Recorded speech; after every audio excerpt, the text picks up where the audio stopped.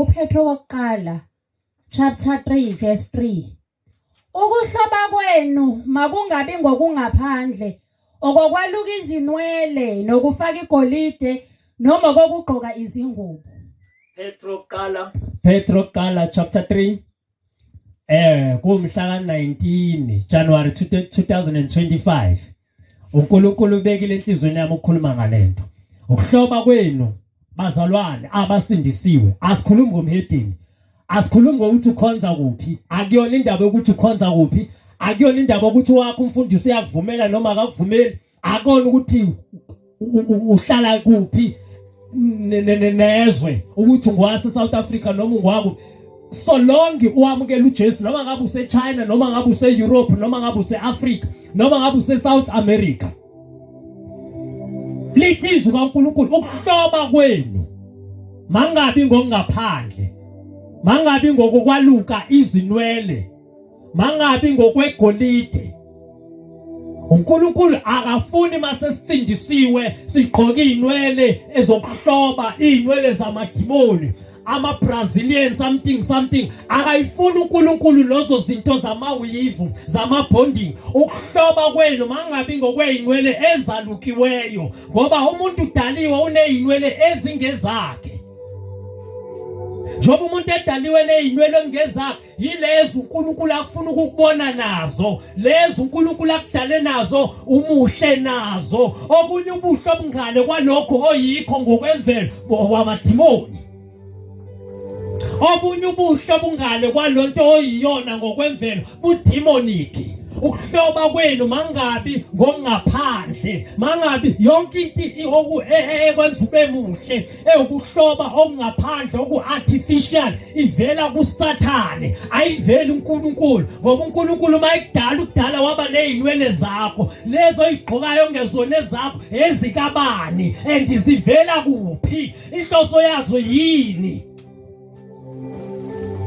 Umnikazi webandla uJesu, masikhonza uJesu sizoyenza lento, masingakhonza uJesu sikhonza amasonto, sisonta ngeke sayenza. Abantu besonto abangathanda ukulalela uJesu, kodwa abantu bakaJesu abayinikele kuJesu baphoqelekile ukuba bamlalele. Enda kuwona umthetho, ngoba ibandla lingenwe idimoni lokuthi balifundiswa into ofanele maliyenze bathi umthetho, kodwa mawubafundisa ngomnikelo abasho ukuthi umthetho. Mawubafundisa into afama bayiphile bathi umoya ongcwele uyena ozosifundisa, kodwa mabefundiswa ngomnikelo bathi yebo bekufanele masifundiswe. Why umoya ongcwele yena enganifundisi ngomnikelo? Yonke into inenziswa umoya ongcwele, yingoba umoya ongcwele ubekile abantu ofama banifundisa. Uma benganifundisi yibo aba-wrong. Nani selise nakujwayela ungatshelwa iqiniso. Lithi izwi kaNkulunkulu ke ukuhloba kwenu mangabi ngokungaphandle okokwaluka inwele nokwani,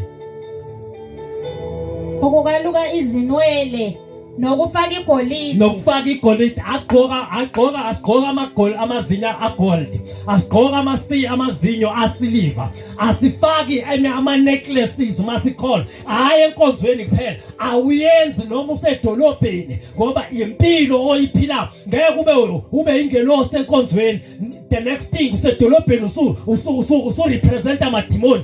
Mawenza lento uNkulunkulu athi ungayenzi, wena ngamamazwi ufuna ukukhonza amakhosi amabili, okuyinto engeke yenze, ngoba lithi iBhayibheli umuntu angeke khonza amakhosi amabili ngoba uzothanda enye kunenye. Asihlobi enkonzweni nasedolobheni nasekhaya, yonke indawo la ukhona awuhlobi ngegolide nangeinwele ezilukiwe. Awugqoka amacici, icici alidingeki mawusindisiwe, icici ligcina ungakasindiswa. Awugqoki amacici, awuhlobi ngamacici, awubi nalo kwalona icici. Izinyo legolide awulazi, uyahlukana mawusindiswe nalo uyalikhumula, elisilva uyalikhumula. Uma sesindisiwe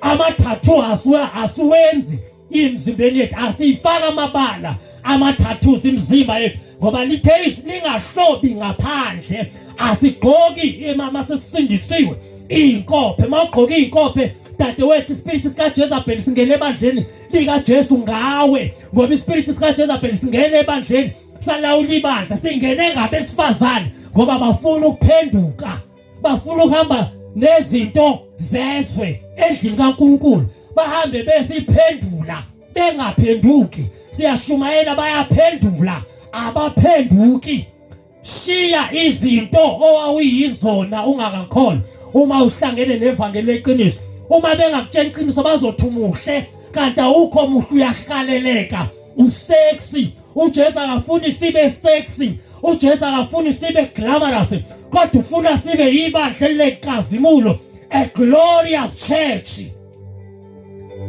hayi ibandla eliglamorous abazana abafana nabo Nicki Minaj awukholwa and awuzwa mawukuthi uyayizwa lento engiyishoyo awuyenzi lithi izwakhuluma kwenu usenenhlanhla wathi wena ngizwa lokhu kumkhuba wakho wasebusheni ukuthi awulizwe izwi lami mawungaphenduki manje awuzwa ngoba fanele uphenduke kahle fanele uqale kabusha ngoba wena uhambe ebandleni urepresent uJesu phela kodwa uthusindisiwe fana no Nicki Minaj kodwa uyakholwa fana no Rihanna ama devil worshippers kodwa uyakholwa phenuka udilivwe phuma umoya kusala umuntu qhubeka sisofundayo uverse 4 hayi lelo lifundayo okay noma okugqoka izingubo ningagqoki ingubo zokuzogabiselana zokuthi Nigerian cut le asigqoki ingubo zokuzogabiselana malithi kokugqoka ingubo lithi angabike ebandleni ogqoka ingubo ezibiza ngoba ezochomela abanye ngoba akakholwa njalo awufuna ukuzovela ngothi na leli lakhe izinyo legolide akuyona imsticks equality anizange ukuzokholwa seningelwe namadimoni okuqhudelana ngezinto zikaSathane ebandleni kaNkulunkulu niqhudelana ngento yobusathane ukuzogqeveza ukuthi ubani osweke kakhulu kunomunye asiqhudelani ngokwengubo bantu besifazane yonke lemimoya operator ihlula nina nani madoda saningeno elo moya enlandela besifazane abanokholo okuncane zoqhudelana ngamasuthi mayisuthi ingaqhokanga wena uyafa uyabhabha ubashaye bamasuthi ubaxebula ngathi badlile isonke ilevangeli lamasuthi kwathini ngathangana amasuthi uyafa enhlizweni senangelwa nawe umona ngento engenamsebenzi engayisimo umuntu ezulwini uthi mina ngetho nelungelo lokugqoka isuthi mina umfundisi usongazi ubhabhe nje uqala ukuthi uyajulukisa into engenamsebenzi isuthi into ongayithenga la moya ifuni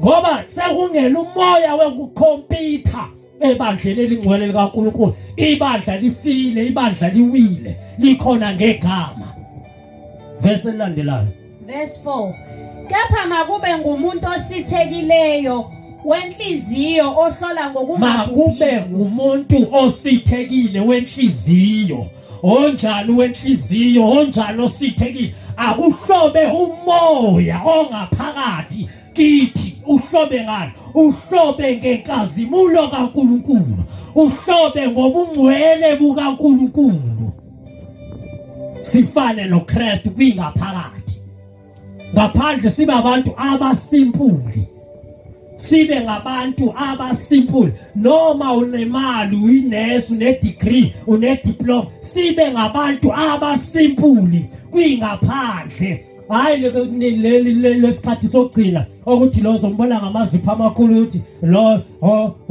oyinesi lona oyiShod esikoleni aena akuhlobe umuntu wangaphakathi wenhliziyo osithekileyo ahlobe ngani ohloba ngokungabhubhiyo komoya omneno nokuthula okuyigugu phambi kukaNkulunkulu uhloba ngani ngomoya omnene umoya ongabhubhiyo umoya kaNkulunkulu lokho yikho kuyigugu keNkulunkulu ubuhle obuyibo ubuhle bokuhamba lenkazimulo ubuhle bokuba ngcwele ubuhle bokufana noJesu inkosi yamakhosi ongale kwalokho kwamadimoni akuhlobo umuntu wangaphakathi ngomoya omnene moya ongayigabisi ngomoya ongayiphakamisi ngomoya othokozela iqiniso ngomoya ojabulela ojabulela ukulalelwa kukaKristu umoya weqiniso masinalokho siphelele masinjalo sibahle kuNkulunkulu ophilayo kodwa masingenjalo sinalezinto zethu ezingafunwa uNkulunkulu sibabi uNkulunkulu abanye bayabuza ke mawubatshela lokho bathi kuzoba nani sisiyaya la kuthela kuzoba nani mawunjalo ngicela ukubuza ukuthi onewivaka yini ezulwini sizoza ukuthi uthini uNkulunkulu ukuthi akayini ngoba amadimoni athi sibuzeni imibuzo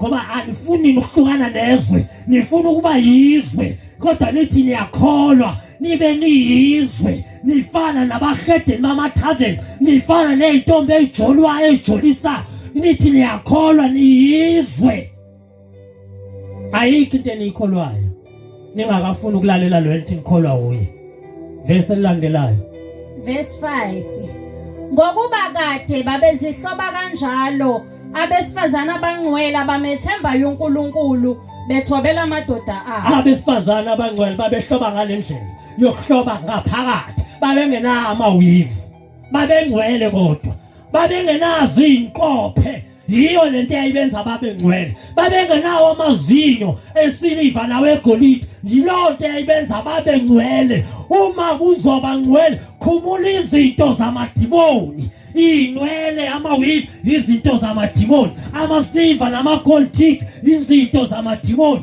amazipho nenkophe izinto zamadimoni ama-cutex izinto zamadimoni azivimba ubungcwele emntwini onazo babehloba kanjalo abesifazane baqala babesaba uNkulunkulu babengenayo i-makeup hloba kwenu mangabi ngongaphandle asi-makeup bakholwa asi-makeup makholwa esifazane musani kusilethele omoya bakaJezebeli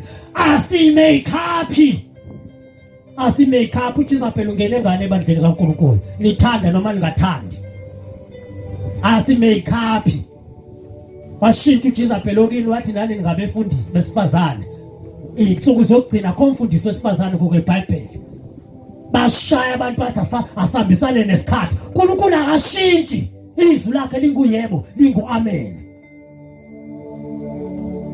spirit sikaJezebeli singene ngani bantu besifazane phendukani niyeke izinto zezwe niyeke izinto zamadimoni ibe ngabangcwele abazinikele imizimba yabo ibe ngumnikelo ophilileyo ongcwele othandeka kaNkulunkulu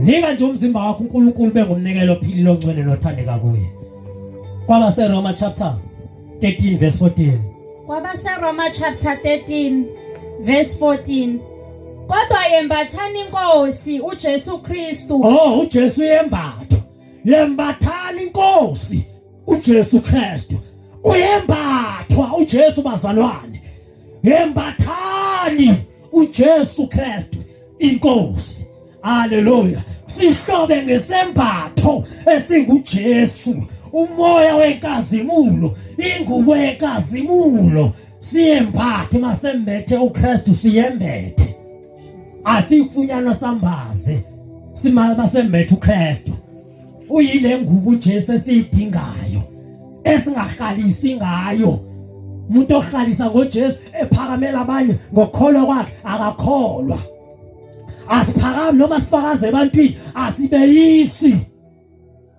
yembathana uKristu inkosi uze kube njani ninganakekeli inyama kuvuswa izinkanuko meke namembatha uJesu nizoyeka ulokho napholishana lenyama nathi kunahlobisana lenyama ninganakekeli inyama yezwa ukuthi lisho kamnandi kanjani lithi ninganakekeli inyama kwenzweni kuvuswa izinkanuko ngoba ukunakekelwa kwenyama kuvusa inkanuko ngamamazwi uma benakekela inyama bayahaleleka benakekela inyama bagcina sebehalisa umuntu mebuka athwazo wasex umuntu kanti ukhuluma ngomuntu okuthiwa yiworshipper ebandleni lakhe emkhaqweni usexy esontweni yiworshipper ngaphandle uhokunye ekonzweni uhokunye ninganakekeli inyama kuvusa inkanuko phila impilo eyodwa njengekholwa ngabi nempilo empilo ngabi nedouble agenda kinga yabasifazane ubuthakathaka benu Nicabanga ukuthi nizoshadwa mani nakekela inyama. Nina esenishadiwe nicabanga ukuthi ngeke nithandwe uma ningenazo inwele zamadimoni. Kanti ngenithanda manje ngafaki bleach. Sibona usisi omhlophe thina kanti umnyama. Impilo yasemhlabeni namanga. Sibona usisi omhlophe kanti ngokwemvelo nangeqiniso leqiniso darkbone. Awa manga enziwe emhlabeni ayikho into oyaziyo. Kuphila impilo yamanga la. Amanga yonke into nganakekela inyama kuvuswa inkalo kuhlalelwana ebandleni bayakhalukelana ebandleni umoya kaJezebeli olulethile besifaza ebandleni likaJesu lazongcolisa ibandla yini imoya yamadimoni through the artificial beauty yenu. Abefundisi ke babuthakathaka meke nangena abantu besifazane laba abaningi uyalivumela umfundisi elazi izwi alivumele nigcine senichoma nithi wami umfundisi akafani nawe wena mfundisi olokhu ugceka izinto owami right izulu elikaba ubani odalile izulu uzongena ngomfundisi wakho enezulwini washo ngathi uzokuzwela ngathi ungena kwakhe ezulwini akuyongelwa ngama-terms and conditions esonto elithile akuyongelwa ngemibono kapastor kuyongena ngezwi likaNkulunkulu ophilayo. Hayi lami bishop alinankinga uba wafelwa ibishop wena. Hayi wami umpostoli akanankinga futhi aveshumayela akafani nawe wena ogxikayo wafelwa umpostoli wena. Ngoba nangu umpostoli uyasho manje ukuthi ningahlobo waye ungamlaleli lo mpostoli ufuna ukulalela lo angakini. Urongi ngani lo mpostoli osho ukuthi ninganakekeli inyama vuswa inkanuko. Waye ufuna ukulalela abanye abapostoli abanye ungabalaleli ngoba nangu umpostoli omkhulu owaphalize sihamba ngalo namhlanje ngokulekelelwa umoya kaNkulunkulu. Ufuna lo wakho nobuthakathaka ukuze abe nesonto elinabantu abaningi kodwa benganenzisi. Bebanga umsindo besifazane bebephambili besitshentha sibe ngcwele besho nezinwele engezona ezabo besho nezinkopho engezona ezabo besho nani besho ne-makeup. Umbo mawuthi lonke ngani makeup lishili silathi ukuhloba kwenu mangabi ngokungaphandle yilo nto enza i-makeup ibe wrong. Mawufuna ukwazi lonke ngani kwaba se kumakhosi esibili kuchapter 9 verse 30 Jezebeli wa makeup alungisa inwele. Umoya kaJezebeli lo onibambile neluwanelisayo wamacici nezinkopho shisa lonto ungabi nalutho ube uwe ungavusela abantu inkanuko ngoba ngeke uye ezulwini behlalele emgaqweni bona bayisibogweni uye ezulwini uwenze lento enza mabahlale vele ngoba lo buhle bangaphandle okaSathane kwakuzokwenza ukuthi abantu bahlalelwe ukuze umhlaba ugcwale ubufebe.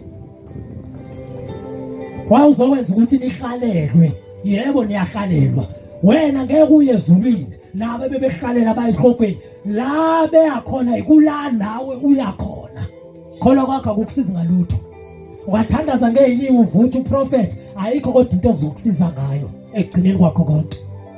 Mateyu siziphetha kwendaba ngokaMateyu chapter 7 verse 21 asibabonke abashoyo kimi ukuthi Nkosi Nkosi abaya kungena embusweni wezulu kuphela owenza intando kaBaba osezulwini. Asibo bonke abashoyo kimi ukuthi Nkosi Nkosi.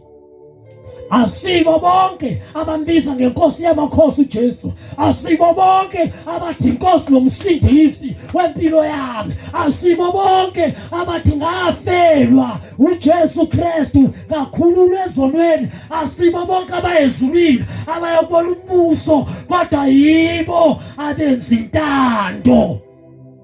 Le ngikufundisa yona intando. Mawungayenzanga intando kaNkulunkulu hambe ekulahlweni kwesikoko.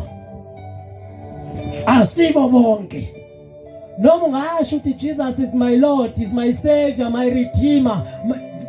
Asibo bonke usenze lezi zinto engishumayele ngaphezulu ongazenzi ungalenzizwe awuyi embusweni kaNkulunkulu. awuyi imipendulo yokuthi abanamawizwi bangalapha bayesihlogweni, abenkophe bayesihlogweni, abama-Q-Tex bayesihlogweni, abamaciki bayesihlogweni, abeyiqebhe bayesihlogweni, abe-makeup bayesihlogweni. Asibo bonke abathi kimi inkosi inkosi. Wena uyakalaphi? Usenje uyazibona ukuthi njani leruje bovu yamadimoni? Uyangalaphi njengoba ungafuni uphenduka? Ibandla lo khonza kulona linomoya kaJezebeli ngenxa yobukhona bakho. Linomoya kaJezebeli ukhona la ukhonza khona wena, ngoba khona wena nezinto zikaJezebeli. Asibo bonke. Kwenzeke ngabafe benza lento sesithandaza bafile balahlwa. Kuzokwenzakalani ngalabo abasayenza? Bazofa balandela abanye, ngoba kusho yena uJesu akakhulunyelwa yimina. Uthi asibo bonke abathi kimi Nkosi Nkosi, kodwa benza intando. Siyathandaza, siyathandaza egameni likaJesu. Phenduka la ukhona, noma umfundisi wakho akayisho lento engiyishoyo. Wena wedwa phenduka ngoba usuyizwile. Wena wedwa phenduka ushare lezi nabanye, ngoba nina fanele nezibili. Makubiza ukuthi ulishiye lebandla, lishiye. Ngeke azashintsha umfundisi afake imfundiso eziqinisile uma waqala ngamanga. Phume kulo iBhabheli, lifebisile amakhosi nabaningi. Wena wethu ufiye ezulwini ngoba iqiniso solitfunele egameni likaJesu. Nkosi yomusa nimosise. Thank you Jesus. Amen.